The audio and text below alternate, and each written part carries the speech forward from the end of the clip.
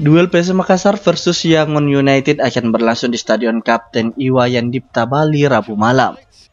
Di laga tersebut, PSM kemungkinan besar turun tanpa skuad terbaiknya. Tercatat ada 3 pemain Jukueja yang bakal absen.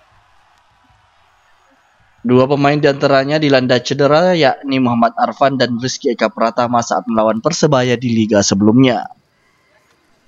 Selanjutnya, nasib William Pluim untuk diturunkan di laga nanti juga masih tanda tanya. Kapten PSM Makassar tersebut belum bergabung dengan tim.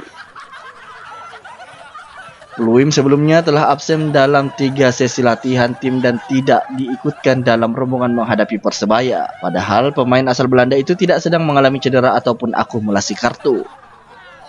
Sebelumnya hal mengejutkan justru dilontarkan pelatih Bernardo Tavares soal absen Pluim. Bernardo mengaku tidak tahu pasti alasan kapten tim absen saat sesi latihan hingga pertandingan melawan Persebaya. Wahyu Saputra, Selebes TV.